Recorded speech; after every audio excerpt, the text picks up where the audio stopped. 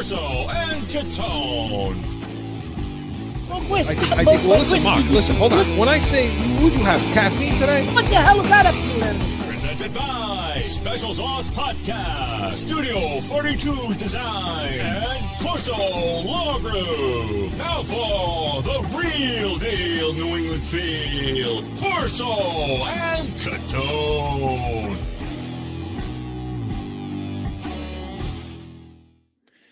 Welcome into Corso and Catone, the real deal New England feel. I'm Corso, Catone is here, Joe is in the booth, and you're with us on YouTube, listening on iHeartRadio, Apple Podcast, or hey, wherever you podcast.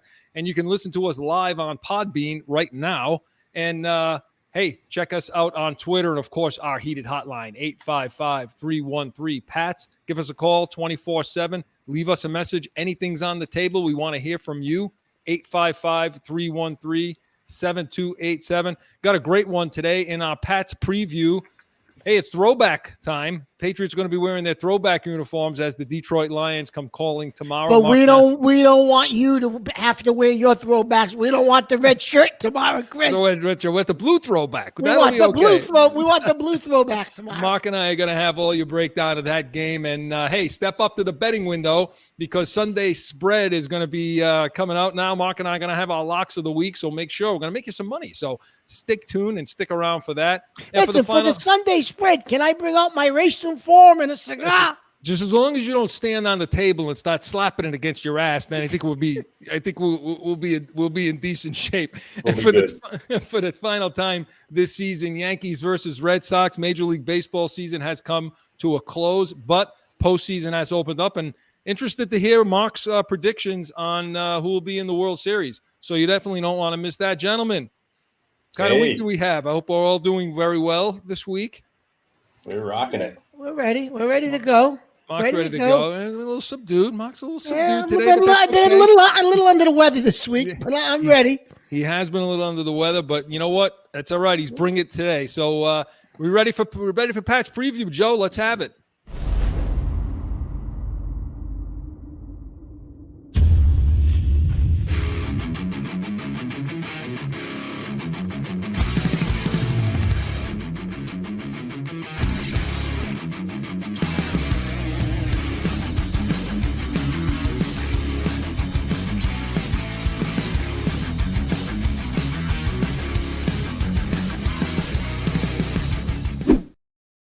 The Detroit Lions come calling.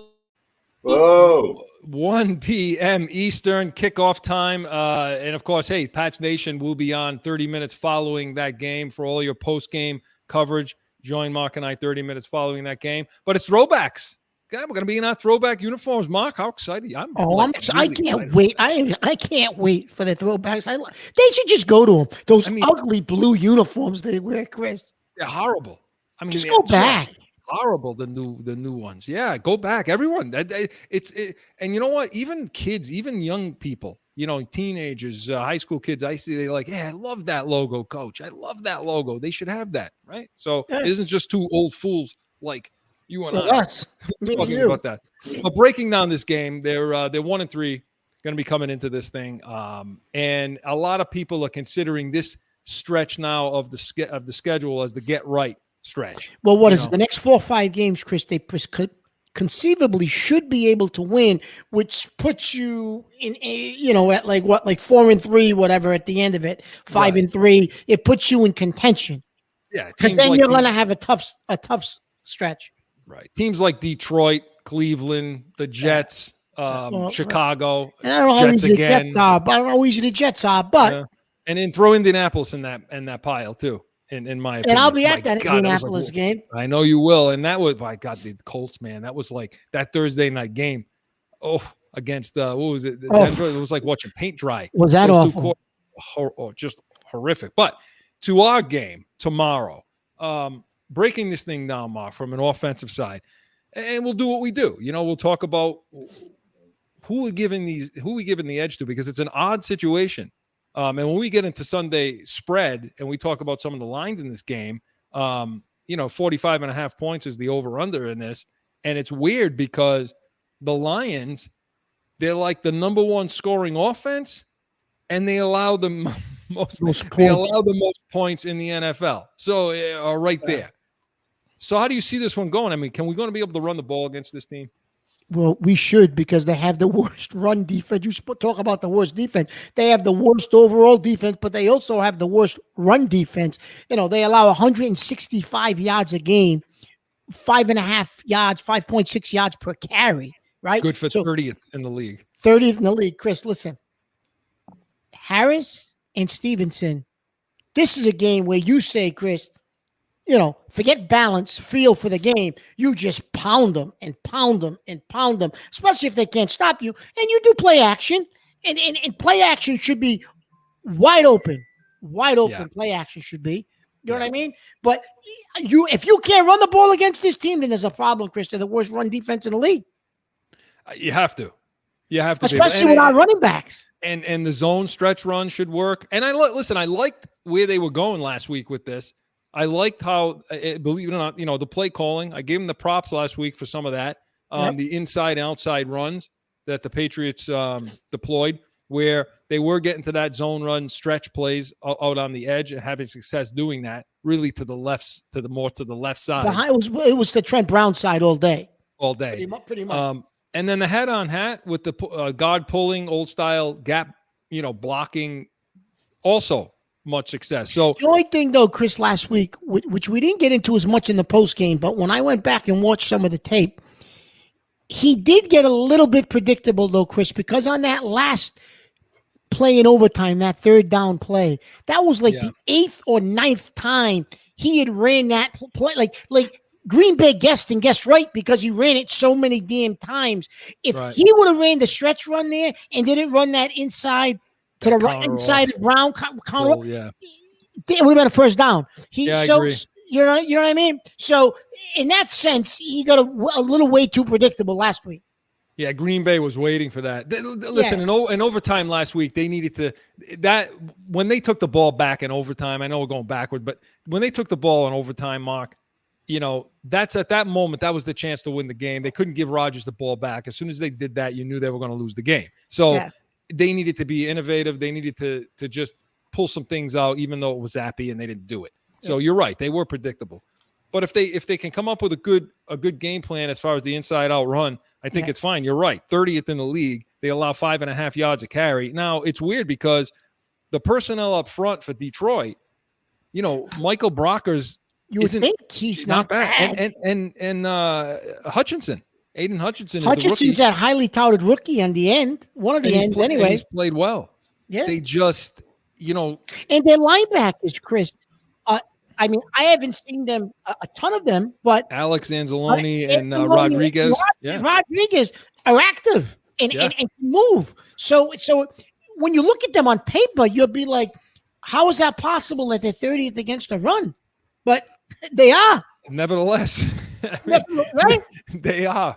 And again, and I don't know, they don't seem to be as disciplined. I mean, they play for their coach. I'll tell you that. Dan Campbell. They do play for that guy. He's not a. No. No. He's not an X's and O's guy. No, he's a rah-rah guy. He's one of those guys, right? I mean, he's on the field doing drills with them and all that craziness. I get it, but that only takes you so far. I mean. Right. And full well he's got to be sitting on that side saying, somebody over there is going, hey, not that this has anything to do with us, but Matt Patricia used to coach there. I'm pretty sure Detroit's going to want to come in and beat this team. Sure, if you're looking for things, if you're trying to find any little kind of undertone of a Chris, let me tell you something. Patricia, they said, was absolutely hated in that locker room. So anybody that's left there, Chris, from when he was the coach, you bet your ass they want to beat the Patriots this week. They had to find. There was like one guy they had to find. It was a radio guy that used to play there that had a few good things to say about him this week. But you got to search. Radio guy. You really got to search for somebody to say something good about him. But again, they should be able to run the ball. The Patriots have been consistently running the ball all season long, and I think Harris and Stevenson can have a big day. And so that shouldn't be a problem. Do you think it's going to continue to be off left side like that? on Trent Brown's side? Yes. I think Wynn, if they could move him out of there, they'd move him out, Chris. They don't have enough depth to move him out. So I think they'll try to go a little bit, right? They'll mix it up a little bit. I think, but you may see them bring in, what the hell's his name? Cannon? I think Cannon's going to play a lot. I think you're going to see Cannon again. My prediction, I believe Wynn's going to become inactive tomorrow. Okay. So if that's the case, Chris, if Cannon's starting on that side of the ball, then maybe they do some running over there. I mean, how bad of a situation is it? How bad is Isaiah Wynn for you out there too? How bad is Isaiah Wynn that you signed Marcus Cannon off the street? Thank God he understands some of your system. Okay. And this dude's going to end up starting. I guarantee you he's going to start tomorrow. That's my lock of the week. When the inactives come out tomorrow, I guarantee you Isaiah Wynn's going to be on that list. Let's jot that down, Joe. We'll jot it down, Joe. We're gonna write that down. Write that down. We'll talk about that tomorrow in the post game. And I hope he is, because he's atrocious. Okay, he's atrocious. Well, listen, I got a couple of names to add to that list if you want inactives. Yeah, well, and that's the other thing too with the injuries on offense. I think, and so we both think they're going to be able to run the ball. I definitely give the edge to the Patriots and being able to do that. Give the edge to the Patriots, absolutely. And not even so much in play action, just get out, get on the ball, pound the ball, get the ball up and down the field, ball control, and it's one of those games where you just need to get this win. Yep. You know, I mean, are you worried at all? Chris, listen, in my opinion, this is a must-win game. I know we're only 1-3, but I just feel as though, Chris, if you lose to Detroit, I think the wheels start to come off a little bit. You know what I mean? If you beat Detroit, you're 2-3. You're a game away from 500. You got a stretch of games. You can win a few of them. You're still in the mix. I think tomorrow, Chris, in my opinion, must-win game for the Patriots. So are they going to be able to throw the ball now? Now, you know, it's going to be. I mean, they downgraded. I don't know. Mark, I don't understand what all this this horse and pony show over there is going on in Foxborough with Mac Jones. I mean, what the hell is he practicing for? Well, I don't really understand what the hell he's doing out there and why. I don't know. I don't know what they're doing. I don't know. Well, first of all, I think he's just too young. Like, I think his handlers should say, listen, you want him to play, he's not getting on the practice field. Simple, plain and simple. Again, this goes back to your head coach is from another era. Dinosaur.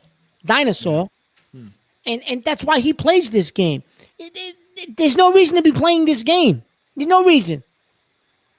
I can't imagine why he's out there. I mean, he's out there. He's taking a snap. He's throwing to he's not assistant. Playing, Chris. No, he's been downgraded to doubtful. He's not going to play. It's going to be Zappy. I mean, they put Brian Hoyer on the IR this week. You know, I feel for him too. I got to tell you. You know, he gets on the field, 36, 37 years old, and that slug piece of trash friggin' Isaiah Wynn allows that edge rush come right off the edge and just tattoo Brian Hoyer. And that may cost him the career now. That may be it for him. You know? Who knows? Chris, Hoyer's out. You got Brad Gilbert. They had to bring him back off the street. He looked like a coach too, didn't he? He's like talking to Did he? I did. I heard that soundbite from him. It sounded like they just had hired an assistant coach or something like that. This kid. It's unbelievable. But I have a feeling Zappy's going to be the quarterback for a few more weeks. I don't think you'll see. My prediction, Mac Jones' first game back may be that Indianapolis game. Yeah, you may be right. So throwing the ball tomorrow. How much are they going to allow this? You know, how much are they going to allow Zappy? Because, I mean, when you went back and watched the game last week and rewatched it, I did too. And much. No, they really put the handcuff. I mean, we were all happy about that 99 yards and that pretty good percentage, but they held the reins on him, you know, and he made some mistakes. You know, there were in that overtime, that third down play where he had Hunter Henry dragging across the field, needed to see it quick, and the ball needed to come out quick, and would have been a first down. Again, I'm not going to down the kid. No. Coming off the bench, you have no reps. You know, you have no expectation of playing. And I thought for the most part, he handled himself with Chris, poise. that kid, Chris, probably hasn't gotten a rep since preseason ended. Oh yeah, I mean, and he had poise. He handled himself. I mean, he didn't wet himself. He didn't just throw the ball up for grabs. If he had to take a sack, he had to take the sack. I mean, that's the way it was. So, is he going to be able to throw the ball tomorrow? How do you see that going?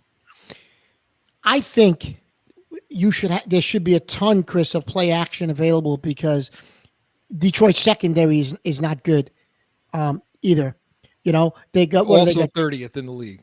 Yeah, they got that Amari Rouge or something like that, right? And that Jeff Okudu. Yep, those are their corners. Yeah, those are their corners. They're not very good, Chris. And their safeties, Kirby Joseph, and who's the other safety over there? Deshaun Elliott. Yeah, Elliott is they're the safeties. Yeah, they're 30th in the league. They allow just to give you a couple of quick numbers, 280 yards a game, and let's see, Peskin dead last with 448 total yards per game. Is their difference. And I'll tell you what, Chris, their pass rush, they've only got 7 sacks all season. So their pass rush is pretty much non-existent. So I think the play action and the time that he's going to need to actually make some throws will be there. He's not going to have guys coming off the edge like he did in Green Bay last week. So I think he should be able to throw the ball and mix in the passing game as well, Chris. I think with the ferocity of what our running game is going to be tomorrow against this team, I think we definitely should be able to move the ball because they don't have a pass rush. So we should be able to pass the ball. And it should be coming off play action. You're right. It should be. I mean, it would stand to reason if you're the 30th ranked team against the run, play action factors in a lot. Teams are PIing you a lot in that situation. And so with our personnel, because I'm not sure if we're going to see Jacoby Myers again tomorrorow. What is wrong with him? What is his injury? I have to look. I thought it was a leg injury. I'll look while you're talking. It is a leg injury. And so if he doesn't play, okay, Jonnu Smith is another one he's doubtful. I don't think he's going to play. And so now you won't see Jonnu Smith for a couple of weeks either, 2-3 weeks with that ankle. So now you have, so you got Parker, your depth here now, okay, is you got Parker, you have Bourne, you have Hunter Henry, okay, Aguilar. You can play action with some of these guys, yeah. I mean, he seemed to have a pretty decent connection with Parker last week. Threw the touchdown to him. Aguilar just no matter what. Let's not get into Aguilar. Now, supposedly this coming week, Chris, Wichita can hit the practice squad again. Can hit the practice field again. Thornton. We'll see if he practices this week. Coming up. Yeah, so Thornton, they can activate him, and then once they do that, I think they have, 2 to 3 weeks? 2 to 3 weeks, because this week, I believe he's eligible to start practicing again, so it'd be interesting to watch that, how that develops this week. Was he out there last week? He was spotted out there doing a few things, nothing noteworthy, but a few things he was doing. So, yeah, I mean, that's take the top off the, take the You want to talk about take the top off, yeah. There's a guy that can do that. So they can't. So we both agree that the edge goes to New England on offense. When we're on off, we should be able to move the ball. Absolutely. Right? We should. And so do you see Zappe making a ton of huge mistakes tomorrow? Do you think he'll have some poise at home? I think at home he'll have poise, and I think they'll set him up to win the game. At home, they should. With the weaknesses Detroit has, it should play right into our hands tomorrow. As long as they don't allow that slug piece of trash friggin' Isaiah Wynn to step on the field, I think we'll be all set. Put a cannon out there, put anybody else out there, and to protect this kid's backside, because after that, we got Gilbert, whoever, I don't know. So it's pretty scary if Zappe ends up going down. So this portion of Corso and Catone was presented by Special Sauce Podcast. What's your special sauce? SpecialSaucePodcast.com. When we come back, we're going to get to the other side of the ball, break down what happens when the Detroit Lions come on offense, and we're going to do that right after this.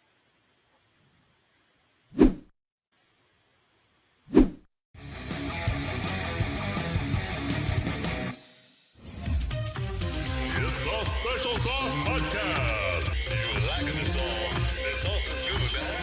Easy startup, finance, train them, trust them, and let them lead. With your host, Marcus Aurelius. Tune in to Special Sauce Podcast, wherever you podcast. What's your special sauce? Back in with more Corso and Catone, the real deal, New England feel. So, Mark, listen, flip it to the other side of the ball. And again, it's weird because the Detroit Lions, they come in, they're scoring the most in the NFL, and they're allowing the most in the NFL. So now when they're playing offense, and you get Jared Goff and company coming in,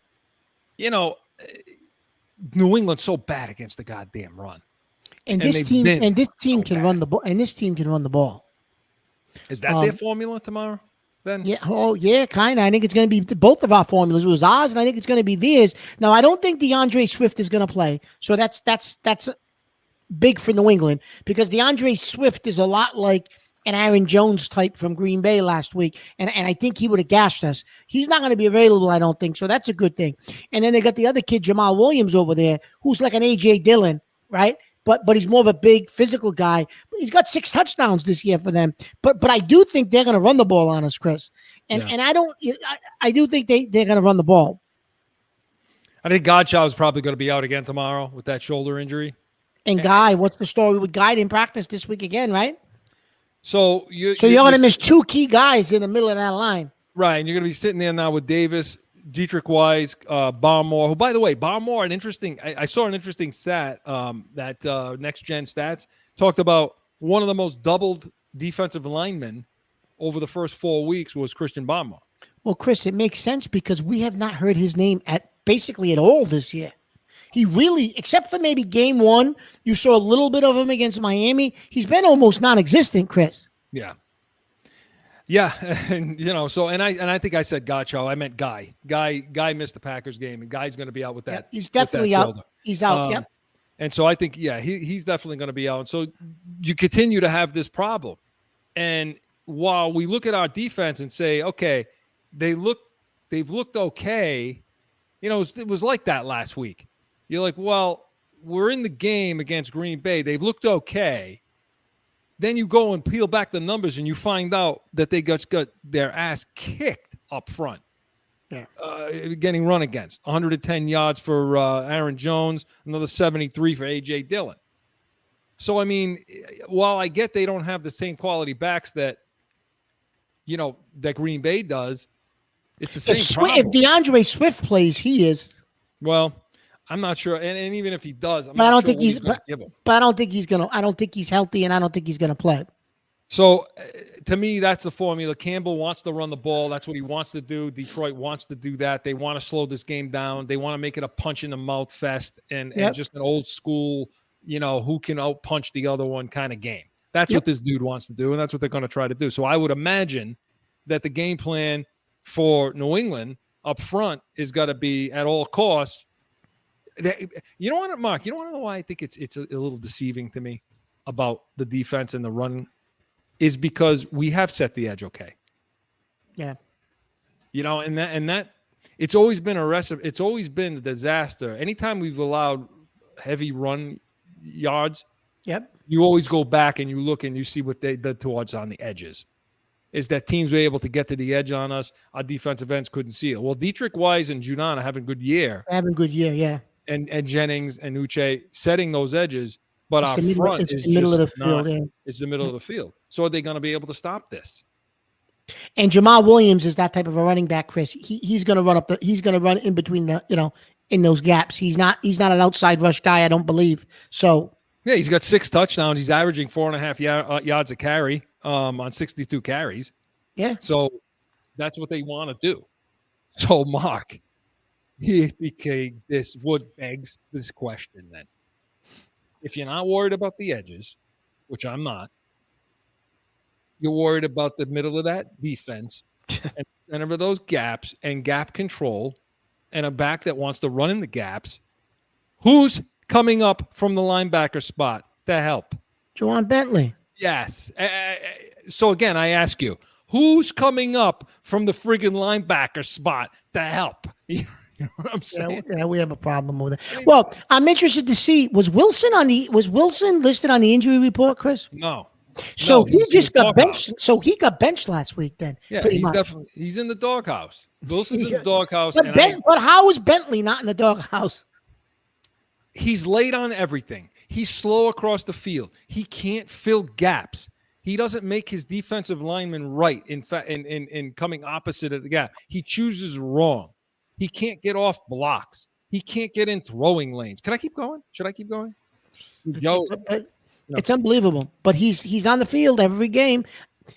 Well, it was interesting. They signed Jamie Collins. What does that tell you? You're bringing guys off the scrap heap because you know your linebackers stink. But he didn't want to take a linebacker in the draft. He didn't need one. Didn't need one. Not Quay Walker, not the Kobe. I mean, I get so pissed off when we start talking about linebackers because all we wanted to do was get more athletic in the middle of that field, in the center of that field, sideline to sideline guys that can help in those crossing patterns with some of these. And he didn't take one. And he didn't deal with that. He didn't take one of those guys. Not only that, now we're having trouble getting guys to fill gaps and stuff the run. Yeah. And so if Bentley doesn't do something, if he doesn't wake up tomorrow, this is the part of the game that scares me in this game tomorrow. So if there's a portion of this game that bothers me as to how we can be had in this, is that. So, Chris, the other thing is, so you better play with the lead. So if that's the case, based on what we had said about the Patriots, well, don't you think consequently that's going to open up the play action for Detroit too? Well, that's where Goff has been a problem. Yeah, I mean, I don't think Jared Goff is he's not a good, in my opinion, he's not a good quarterback. Okay, no. But where he makes his hay is in play action. So when that team's able to run the ball, he can't put the ball in his hip and he'll find open guys. Is when you make him sit in the pocket and have to survey a field and make reads is where that kid gets into trouble. Yeah. And so I have to imagine, you're right. I have to imagine that that's the formula for Campbell and company over there, is to be able to run the ball, to set up for play action for Jared Goff, who can try to hit some of these guys in some of the seams. Now, Chris, neither one of their receivers played last week. No. So that Ross St. Brown and DJ Clark didn't play. We're not sure their status for tomorrow either, I don't think. I'm not sure about it. And if they don't play, that's a huge help for us. But if they play, he's going to have guys, Chris, to throw to in the play action. Listen, we can't stop any tight end. This kid Hawkinson's one of the up-and-coming tight ends in the NFL. So you got somebody that's athletic that can catch the ball from the tight end position on this team. Yeah, he had eight. I think he had 8 catches for 2 touchdowns, like 180 yards. Yeah. Last week. Yeah. And that's a problem for New England. Stopping a tight end. I mean, Andrews. Look what they allowed Andrews to do to them. Yep. In the several weeks. Even that touchdown wasn't so bad, but even that touchdown last week, Chris, the tight end for Green Bay. Right. Yes. Yeah. Where Bentley was lost, completely lost. And just interestingly enough, if you don't think we're the real deal and we know what we're talking about, so right in the post game, immediately after the show, Chris goes through and tells you exactly what Bentley did wrong on that touchdown to the tight end. This week on a local sports show, Ted Johnson, retired NFL linebacker, all-pro, uses the exact same terminology and wording that Chris uses and says, this is what Jawan Bentley didn't do. So if you want to hear the real deal on these games, you have to turn it to us. You have to. It's an awful lot of love I'm feeling here today, Joe. You have to. We're going to have to call that guy up and check out some licensing. Infringement That's what I think, Joe. There was definitely some infringement there. Hey, the Pats Nation, the only Patriots post-game show worth watching. 30 minutes following every game. You can tune in and get those pearls immediately after. We're not needing to go back because it was true. It was clear and obvious. Bentley did such a poor job in the center of that field, Mark, okay, of taking a tight end that comes off the line, walling him to the outside, cutting him off his route to make the safety job easier to get over the top of it. And he just doesn't do any of that. Bentley doesn't do any of that, let alone any of the pass edge guys getting a chip on him. That's a whole different other story. But yeah, you're going to have to do some of that this week with this kid. And also no Mills tomorrow. Doesn't appear Jalen Mills is going to play. No, and you know what? I think that everybody's pretty high up on this Jack Jones. I mean, he played well last week. I'm not worried about the receivers so much without corners. I think we're going to be okay there. It's again this tight end, this center of the field. Everything, every problem, you listen. When we come back tomorrow and you make sure you tune in 30 minutes following, you come back to our post-game show, and if I'm wearing the red shirt tomorrow, it's going to be because of this. It's going to be because we could not stop the run in the center of that field between tackle to tackle, okay? And our linebackers couldn't get in throwing lanes to stop seam passes, tight end passes, backs coming out of the backfield or releasing for screens and things like that. That's play action, as Mark talked about too with Goff. If you're seeing me wear a red shirt tomorrow, that's the reason why. I guarantee you that's the reason why. So again, all in all then, Mark, do we have enough on defense to be able to keep this team, or if they're playing, do we have enough on defense to stop this offense, either playing from behind, playing with the lead, or does it make a difference there to you? Yeah, we need to play with the lead. Our offense needs to control the ball, get us the lead, and our defense will play better in that fashion. You know what I mean? Yeah. In my opinion, that's what I think. I think that's the type of game it's going to have to be. I agree. Remember, listen, Detroit's 1-3, but they lead the NFL in points, 35 a game, and yards per game with 436 yards. Okay, they're last in the NFL in points allowed with 35 points a game, and last allowing 445 yards a game. What a strange thing that is, huh? It is. That's a real odd. That's a very, very odd stat. Yeah, to be a team that scores the most and allows the most. So we'll see tomorrow, but I agree with Mark. We need to definitely be playing from behind. So, hey, that breakdown was presented by CORSO Law Group, Arizona's leading criminal and traffic law firm, CORSOLawGroup.com. Allow us to be your voice. Hey, step up to the betting windows. Step up. Get ready. Our locks of the week and Sunday spread is right after this. It's that time again for a timeout for a message from one of our sponsors. No one ever thinks they will be in the need of a criminal or traffic lawyer, but things happen. CORSO Law Group is Arizona's leading criminal and traffic law firm. Their 20-plus years experience and attention to detail has helped thousands of people all across this great country who found themselves in a situation in Arizona. So whether it's a traffic ticket or if you need reduced DUI or more serious issues, call or go online to CORSOLawGroup.com and talk with these expert attorneys who I know will help you. CORSO Law Group.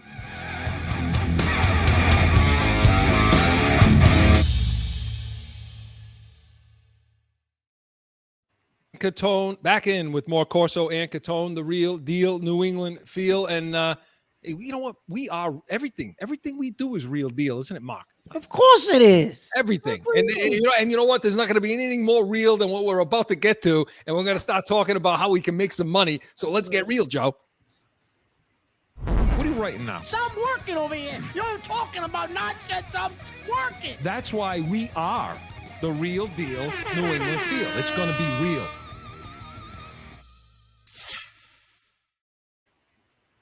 So in our Sunday spread, we want to go through some of the betting lines, some of these NFL games, the overs, the unders, the point spreads, let you know what we think about some of this. And you don't have to pay us. You don't have to send us in any donations or anything like that, you know. I know Joe may have his hand out somewhere over there, but we're good. we don't need anything like that. If you win, we'll take 2, 3, 10%. Right. Yeah, 2, 3, 10%. There you go. So Mark, looking at some of these, I want to talk about a couple of these games this week, and I know there's a couple you wanted to bring up. Who do you like? What do you think? Well, a couple of games jumped out. Wait, we'll save our game prediction for the Patriots in this segment too. Yes, absolutely. A couple of games jumped out at me, Chris. First game that jumped out at me when I was looking was you got the Rams, who really haven't played well. They've played like one good game all year. Yeah. They're at home. They're giving 5.5. They're playing Dallas, who's got a backup quarterback who's played nothing. I mean, Dallas has won. Dallas hasn't beaten anybody. Okay. Yeah, so Cooper Rush, is that the quarterback? Cooper Rush is going against Aaron Donald and those guys in LA. LA is going to get healthy and going to play themselves a whale of a ball game at Dallas's expense, I believe, on Sunday, and they're going to lick their wounds a little bit, and I think they're going to mop the floor with America's team. That's what I think. So the Rams are the Rams are giving up 5.5 points. Yes. Okay. The Rams, Chris, are actually my lock of the week. That's the lock of the week. Hey, My lock of the week are the LA Rams. mark it down. Lock of the week. Mark's taking the Rams over the Cowboys. Rams giving up 5.5 points at home. Mark, does it concern you at all, though, the offensive line play? Yeah, it does. It does. It does, because you got Micah Parsons on the other side, and you got guys that can definitely get the quarterback from Dallas. But I just think that the Rams defense is due for one of their dominant performances, and I think this kid Cooper Rush may do a little turdy in his pants tomorrow when he sees Aaron Donald. So you got them winning outright. That's it. Yeah. Absolutely. Regardless of the points, Absolutely. Okay. Absolutely. So the Rams are giving up 5.5. Mark's taking the Rams, even with those points. So they got to win by 6 or more. So we'll see. And that 5.5 point spreads. I think if it were 7, Yeah. You start to worry just a little bit, because now you make it a more than a 1-score game usually in that situation. So that's your lock of the week. You like the Rams. What's the other game you like? Because I want you to comment on a couple of the ones I looked around the league a little bit, and I ended up settling on Arizona, because I realized that Philadelphia's a good team. They've surrounded Jalen Hurts with weapons. They're undefeated, but he's going to be on the road. I think they're going to face a little bit of adversity tomorrow. I think it's the first time that he's going to probably face a little bit of adversity on the road. Arizona is one of those Dr. Jekyll and Mr. Hyde teams. They either look really, really bad, or you're like, Jesus Christ, this team's good. Yeah. But you don't know who's showing up. Arizona's plus 3 points tomorrow. Is it 3 or 5? I thought it was 5. Is it 5? Well, keep talking. Yeah. Let me know how Kyler Murray enters into all this, because I'm not a fan of Kyler Murray. I've never been, and I've told you that from when he got drafted. However, I do think tomorrow that Arizona is going to. I do think that Philadelphia is going to lose their first game. I think Arizona. I'll take Arizona at home with the points tomorrow. I think it went down to 2.5 actually. Well, I got mine in at 3. See, you got to bet. You got to bet early. See, that's why you got to. When you like a spread, you got to take it. Professionals bet early. They bet early and often. When would we be telling some of the people who are not so professional on this line when to do that? When's a good time? So you got to look. So you're going to follow. So you watch the trend, right? So whatever the line is on a, it gets released immediately when the games end on Sunday. Joe, usually it's a 5-point spread, Joe. This is Arizona. Arizona is getting 5 points. Philly's giving up 5. You know what? Does that change anything for you? Yeah. No, because I'm taking the points. I'm taking the 5. Yeah, absolutely. That's right. I'm sorry. But just to answer Joe's question quickly. Yeah, go ahead. Usually they release the point spread on a Sunday, and you can watch the shift. So if it opens up at 7, and you want to take the 7, chances and you got a hunch or whatever reasoning you offer taking the 7, you probably want to jump in on the 7, because if other people start taking the 7, the line's going to shift lower as the week goes on. Now you wait until Friday, Saturday. Well, now maybe it's 6, maybe it's 5.5. Well, now, like Chris said, that's a big difference, because now it's a big difference between 7 and 5.5. Instead of a 1 game beating you by 1 score, now they're going to beat you by 2. Yeah. Right. So it's a big difference. But anyway, go ahead. That's like when you talk about the Super Bowl. When we get further in the season, we start getting towards playoff time. Yeah. If you're going to bet the Super Bowl out there, you make sure you're getting on that line immediately. As soon as the line opens up, you get on that thing, because don't forget, you got what, 2 weeks? Yeah. You got 2 weeks for that line to move. And it typically moves, yeah. And it moves, and you can end up betting that in-between spot.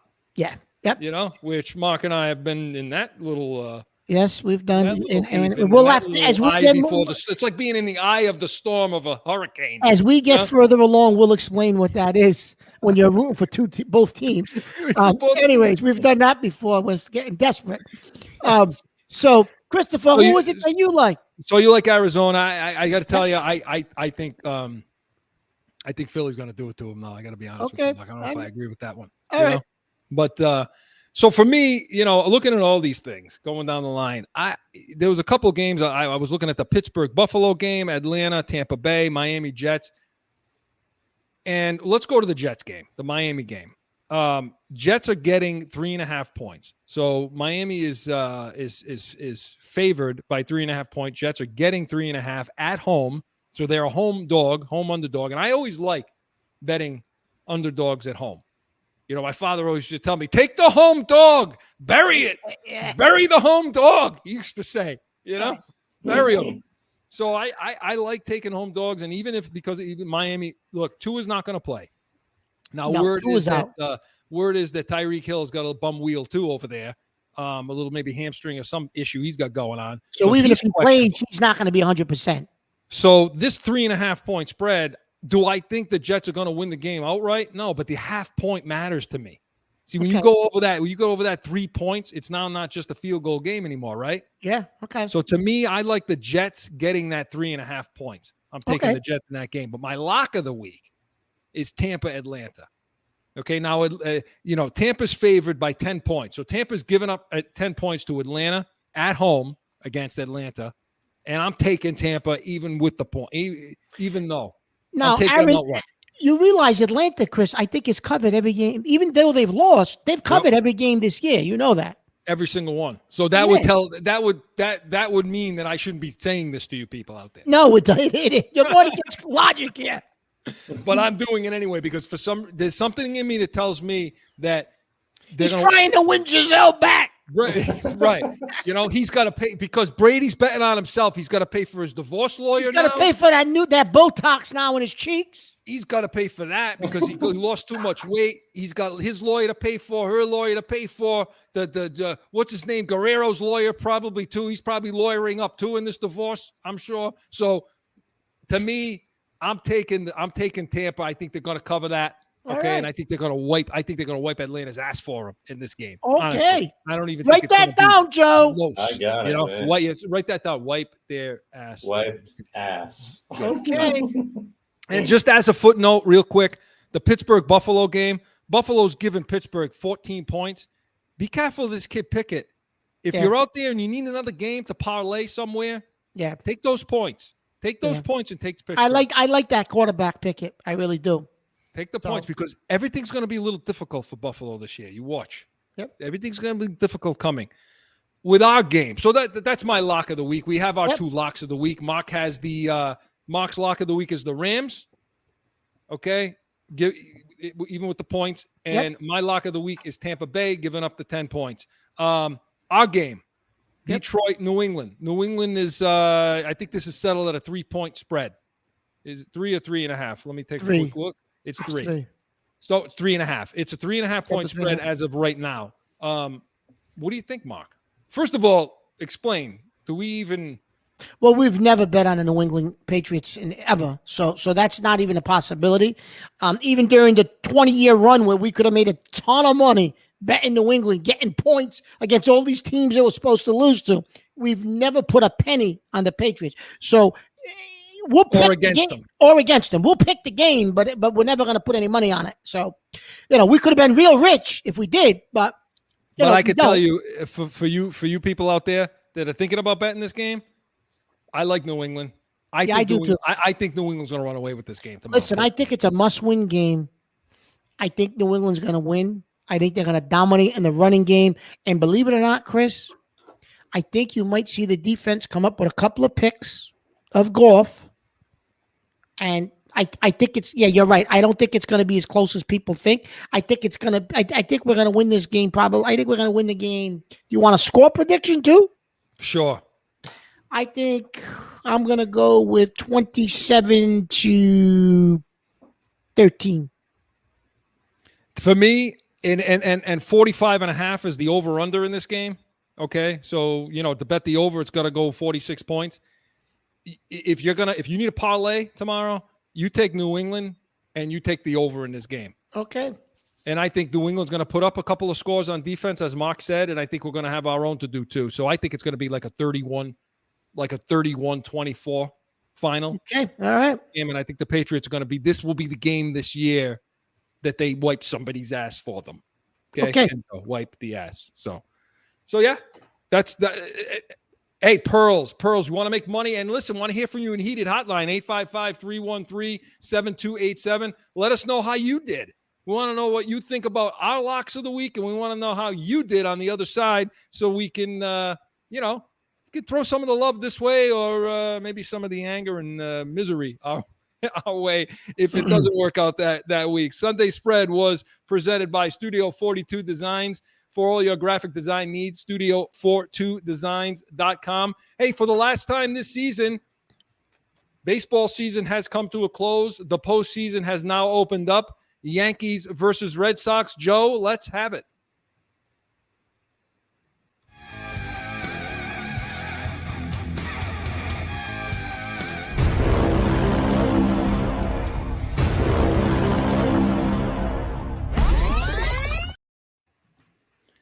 So the postseason has started up last night with all these wild card round, right, Mark? All these best of 3 series. Yep, they all started. Yep, they all started. As you know, night. obviously the Red Sox didn't make the playoffs. We know that. The They're a little bit of the turmoil over there. And are they going to spend money? Not spend money? We're not going to get into that today. We just know that they need help. They're in a little bit of turmoil, and we're going to see what the winter brings over there.